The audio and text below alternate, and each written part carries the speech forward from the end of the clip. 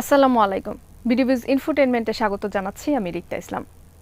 Asia প্রশান্ত মহাসাগরীয় অঞ্চলে যুক্তরাষ্ট্রের শক্তি প্রদর্শন নতুন কিছু নয়, কিন্তু অঞ্চলটিতে এবার তারা পাঠাচ্ছে পঞ্চম প্রজন্মের F-22 র্যাপ্টর ফাইটারের বিশাল এক বহর। প্রথমবারের মতো বিমানগুলো মহড়া চালাবে চীনা ভূখণ্ডের কাছে, যার পেছনে রয়েছে যুক্তরাষ্ট্রের একটি সামরিক মাস্টার প্ল্যান। তাইওয়ান নিয়ে উত্তেজনার প্রেক্ষিতে চীনের হুমকি মোকাবেলায় পেন্টাগন যে কত ধরনের যুদ্ধ প্রস্তুতি নিচ্ছে তারও কিছু দিক প্রকাশ পেয়েছে এবার।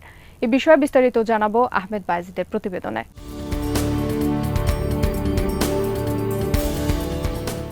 তাইওয়ানের সাথে চীনের উত্তেজনার মাঝেই প্রশান্ত মহাসাগরীয় অঞ্চলে 2 ডজনেরও বেশি F-22 র্যাপ্টর স্টেলথ ফাইটার পাঠাচ্ছে যুক্তরাষ্ট্র।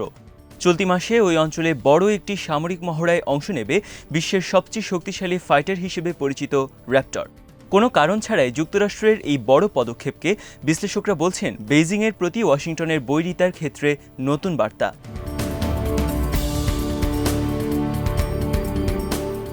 হাওয়াই দ্বীপপুঞ্জ ভিত্তিক মার্কিন বিমান বাহিনীর কমান্ড প্যাসিফিক এয়ারফোর্সের বরাত দিয়ে সিএনএনের খবরে জানানো হয়েছে, হাওয়াই এয়ার ন্যাশনাল গার্ড ও আলাস্কার এলমেন্ড্রফ রিচার্ডসন ঘাঁটির প্রায় 25টি র্যাপ্টর ফাইটার জেটকে চলতি মাসে গুয়াম দ্বীপ ও তিনিয়ান দ্বীপে মোতায়েন করবে যুক্তরাষ্ট্র। ওই অঞ্চলে অপারেশন প্যাসিফিক আয়রন নামের একটি মহড়ায় অংশ নেবে বিমানগুলো। প্যাসিফিক এয়ারফোর্সের কমান্ডার জেনারেল কেন উইলসবাচ সিএনএনকে বলেন, প্রশান্ত মহাসাগরীয় অঞ্চলে আমরা এর আগে কখনো একসাথে এতগুলো র্যাপ্টর পাঠাইনি।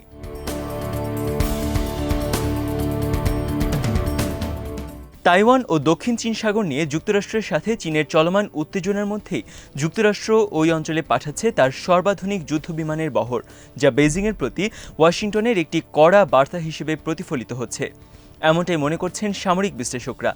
গত মাসে তাইওয়ানের আকাশসীমা লঙ্ঘন করেছে 28টি চীনা বিমান। এর মধ্যে ছিল 14টি J-16 ও 6টি J-11 ফাইটার।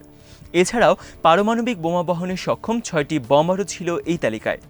G7-এর পক্ষ থেকে তাইওয়ান প্রণালীতে চীনা সামরিক পদক্ষেপের নিন্দা জানানোর কয়েকদিন পরই চীনা বিমান বাহিনী তাইওয়ানের আকাশসীমা লঙ্ঘন করে।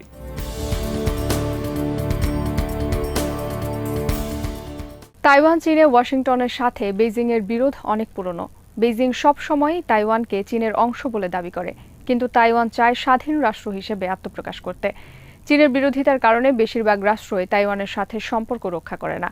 যুক্তরাষ্ট্রের অনুগত বিশ্ব রাজনীতিতে উল্লেখযোগ্য নয় এমন কিছু দেশ তাইওয়ানকে স্বীকৃতি দিয়েছে, তবে যুক্তরাষ্ট্র বরাবরই তাইওয়ানকে স্বাধীন দেশ হিসেবে দেখতে চায়। তারা তাইওয়ানকে বিভিন্নভাবে সামরিক সহায়তাও দিয়ে থাকে, যা নিয়ে ক্ষুব্ধ চীন।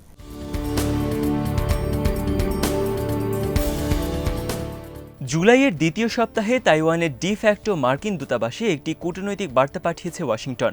জাপানের মার্কিন ঘাঁটি থেকে এই বার্তাটি নিয়ে তাইওয়ানে অবতরণ করেছে একটি মার্কিন সামরিক বিমান, যেটি নিয়ে অনধিকার প্রবেশের অভিযোগ তুলে গুরুতর পরিণতির হুমকি দিয়েছে বেইজিং। চীনা প্রতিরক্ষা মন্ত্রণালয় বলছে, তাইওয়ান চীনা ভূখণ্ড, এখানে কোনো বিদেশি বিমান অবতরণের আগে অবশ্যই চীনের অনুমতি নিতে হবে। এছাড়া জুন মাসে 3 মার্কিন সিনেটরের তাইওয়ান সফরের সময়ও কড়া প্রতিবাদ জানিয়েছে চীন সরকার।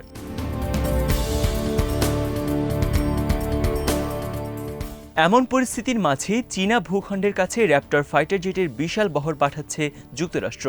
এটি স্পষ্টই ওয়াশিংটনের একটি বড় পদক্ষেপ। মার্কিন সেনাবাহিনীর প্যাসিফিক কমান্ডের সাবেক কর্মকর্তা ও হাওয়াই ভিত্তিক সামরিক বিশ্লেষক কার্ল শুস্টার বলেন, সাধারণত কোথাও র্যাপ্টর পাঠানো হলে তাতে থাকে 6 থেকে 12টি বিমান, কিন্তু এবার একসাথে এতগুলো বিমান পাঠিয়ে যুক্তরাষ্ট্র হয়তো চীনকে দেখাতে চাইছে যে অল্প সময়ের নোটিসে তারা অনেকগুলো পঞ্চম প্রজন্মের ফাইটার যুদ্ধক্ষেত্রে পাঠাতে পারবে।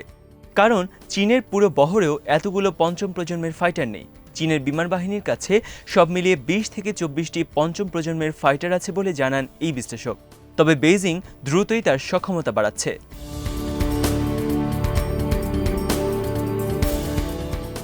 যুক্তরাষ্ট্রের বিমান বাহিনীর পরিসংখ্যান অনুযায়ী তাদের কাছে বর্তমানে র্যাপ্টর আছে 180টি। তবে এর মধ্যে হয়তো অর্ধেক সংখ্যক দ্রুততার সাথে যুদ্ধে নামতে পারবে।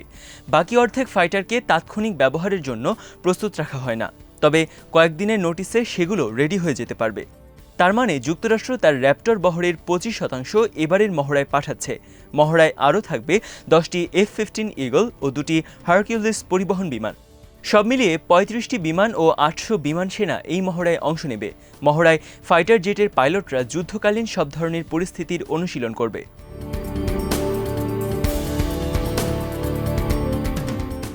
পঞ্চম প্রজন্মের ফাইটার F-22-কে বলা হয় মোস্ট অ্যাডভান্সড ফাইটার এয়ারক্রাফট, যাতে স্টিলথ টেকনোলজি ছাড়াও আছে অনবোর্ড সেন্সর সিস্টেম ও অফবোর্ড ইনফরমেশন সিস্টেম, যা যুদ্ধক্ষেত্র সম্পর্কে বিস্তারিত তথ্য দেয় পাইলটকে।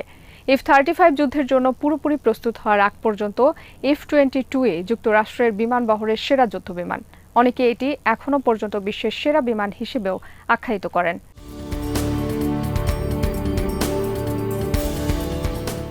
দুই ইঞ্জিনের সুপারসনিক এই বিমানটি তৈরি করেছে লকহিড মার্টিন। এর রয়েছে 3টি ওয়েপন বে। প্রধান ওয়েপন বেতে 6টি মাঝারি পাল্লার এয়ার টু এয়ার মিসাইল অথবা 1000 কেজির জয়েন্ট ডিরেক্ট অ্যাটাক মিউনিশন বহন করতে পারে। এছাড়াও কয়েক ধরনের এয়ার টু গ্রাউন্ড মিসাইল বহন করতে পারে এই বিমান।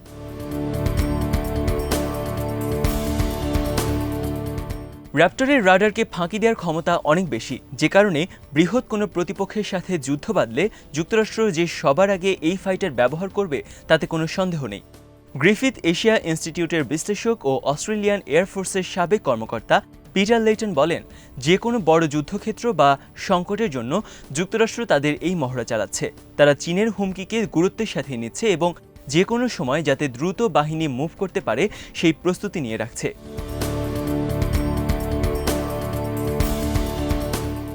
2018 সালে গৃহীত যুক্তরাষ্ট্রের ন্যাশনাল ডিফেন্স স্ট্র্যাটেজির সমর্থনে এবারের মহড়াটির উদ্যোগ নিয়েছে যুক্তরাষ্ট্র। ওই স্ট্র্যাটেজিতে সামরিক বাহিনীকে আরও মারাত্মক দ্রুত প্রতিক্রিয়া দেখাতে সক্ষম এবং আগ্রাসী বাহিনী হিসেবে গড়ে তোলার উদ্যোগ নিয়েছে যুক্তরাষ্ট্র।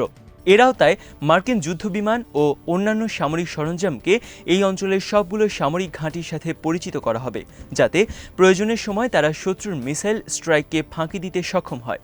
যেমন পশ্চিম প্রশান্ত মহাসাগরীয় অঞ্চলে নিয়োজিত মার্কিন বিমান শক্তির প্রায় পুরোটাই এই অঞ্চলের ওকিনিয়া ও গুয়াম দ্বীপের বিমান ঘাঁটিকে কেন্দ্র করে, যার ফলে এসব ঘাঁটিতে শত্রুর সফল হামলা যে কোনো সময় যুক্তরাষ্ট্রের বিমান বাহিনীতে অনেকটা পঙ্গু করে দিতে পারবে।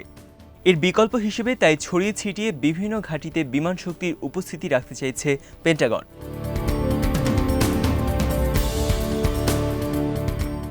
এবারের প্যাসিফিক আয়রন মহড়ায় মার্কিন বিমানগুলো অপেক্ষাকৃত ছোট ও কম উন্নত বিমান ঘাঁটি থেকেও অপারেশন চালানোর অনুশীলন করবে। এর মধ্যে রয়েছে নর্দার্ন মারিয়ানা আইল্যান্ডের তিনিয়ান এয়ারপোর্ট, গুয়াম দ্বীপের ওন প্যাট এয়ারপোর্ট প্রভৃতি। এর মাধ্যমে পশ্চিম প্রশান্ত মহাসাগরীয় অঞ্চলের যে কোনো ছোট দ্বীপ থেকে যুদ্ধ বিমান উড্ডয়ন ও অবতরণের অনুশীলন সেরে রাখতে চায় যুক্তরাষ্ট্র।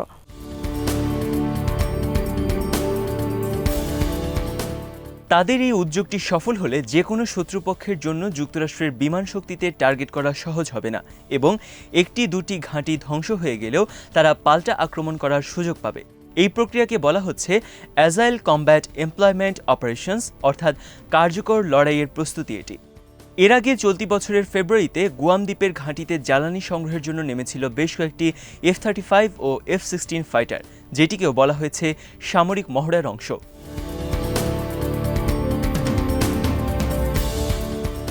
মার্কিন সামরিক বাহিনীর অর্থায়নে পরিচালিত থিঙ্ক ট্যাঙ্ক র্যান্ড কর্পোরেশন 2019 সালে একটি রিপোর্টে দেখিয়েছে কিভাবে চীনা প্রভাব মোকাবেলায় মার্কিন সামরিক বাহিনীর এই পরিকল্পনা কাজ করছে। রিপোর্টে বলা হয়, চীনের পিপলস লিবারেশন আর্মি দূরপাল্লার ক্রুজ মিসাইল ও ব্যালিস্টিক মিসাইলের সংখ্যা এবং শক্তি দুই বাড়িয়ে চলছে, যা ওই অঞ্চলে যুক্তরাষ্ট্রের বিমান ঘাঁটিগুলোকে টার্গেটে পরিণত করতে পারবে। এতে আরও বলা হয়, মার্কিন বিমান বাহিনীর যুদ্ধ বিমানগুলো বিভিন্ন ঘাঁটিতে ছড়িয়ে দেওয়া হলে শত্রুপক্ষকে লক্ষ্য অর্জনের জন্য একসাথে অনেকগুলো মিসাইল হামলা চালাতে হবে।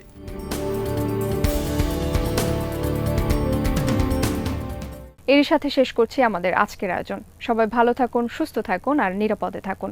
ঘরের বাইরে বের হলে স্বাস্থ্যবিধি মেনে অবশ্যই মাস্ক ব্যবহার করুন। আল্লাহ হাফেজ।